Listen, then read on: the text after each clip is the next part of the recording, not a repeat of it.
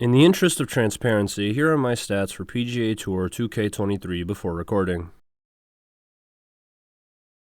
After seeing leaks for GTA 6, I was inspired to go back and work on completing GTA 5. All of GTA 5. However, I couldn't pull myself away from the golfing in the game. I have very fond memories of playing EA Sports Tiger Woods PGA games like 2008, 12, and 13, so I decided to find the latest and greatest golfing game, PGA Tour 2K23. I was shocked to see the EA Sports version was dormant for the last 8 years and instead 2K took up the mantle. 2K is notorious for their infamous business practices, as I mentioned in the last video, so I'm curious to see if coming in fresh will change the experience or if 2K has done to golf what it did to basketball. As of writing this video, Wednesday, April 5th, I also found out EA is returning to its golf legacy at the time of this video's release. With a shaky reputation, more pressure than ever, and with EA Sports hot on their trail, and the lowest price point of nearly $70, I have to ask, is PGA Tour 2K23 worth the price of admission? Now, I've never been into golf. I've probably never seen the Masters on TV. My father, however, was as into the game as he was with all outdoor sports and activities. Some of the fondest memories I have with him are our trips to Gander Mountain for supplies. He'd grab a big tub of Gardetto-esque chips, and when we got home, we'd golf the afternoon away with Tiger Woods.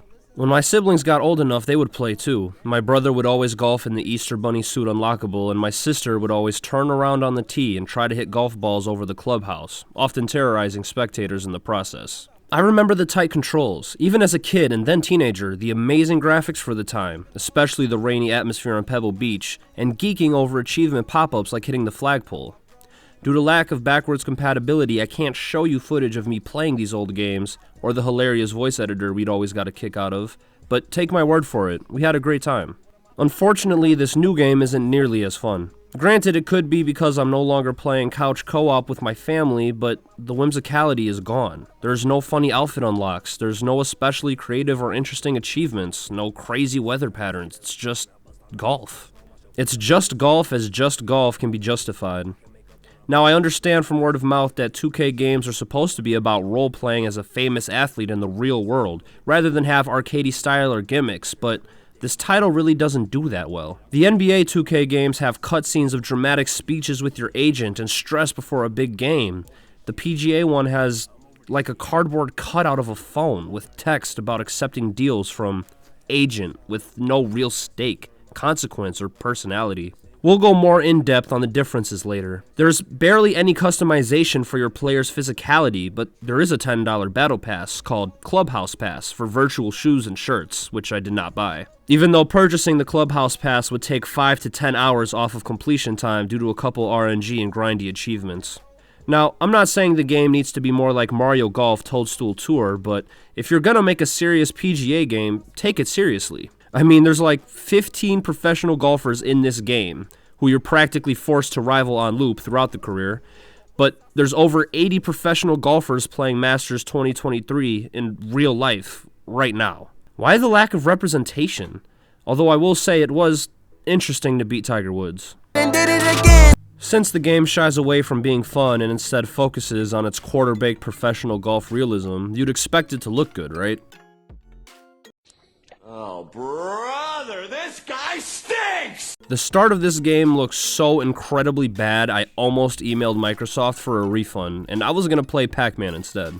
How do you make realistic sports games for years and not figure out lighting? GTA 5 came out a decade ago and it had to render a lot more assets than water, golf, and bucket hats. How does this look so much better than that? You also get to experience the awful controls of this game in the tutorial. First impressions are key.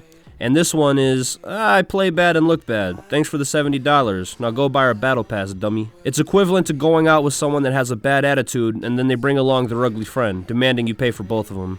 Now thankfully they had the foresight to let you change just about everything in the menus, from disabling swing timing to activating the 3-click system instead of using the analog stick to simulate a golf swing. But then when you hop online it globalizes the controls, leading to moments like this.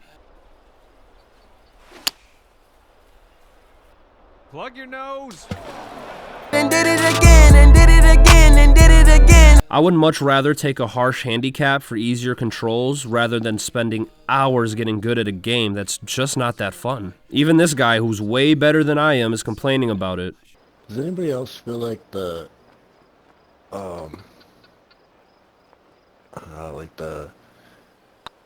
brake markers are inconsistent? Yikes, that went right by.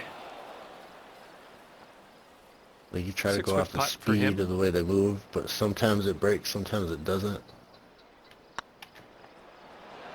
Oh. Like that. And did it again. So it's clearly not a pure get good situation. Now I will admit, the more time you spend with the game, the better it feels and looks, and the rest of the game, while not dazzling, looks a lot better than the tutorial, but Stockholm Syndrome isn't a good excuse for a shitty game. The key takeaway here is 2K got lazy on us, and I can prove it. NBA 2K has cutscenes and a story for my career, an apartment for your character where you can invite other basketball players, a literal free roam city with affiliation boroughs, arenas, theaters, J. Cole, event center, challenge buildings, and Club 2K all on the block. NBA 2K has emotes, personalized jump shots, and so much more. PGA Tour has Topgolf with like 4 people.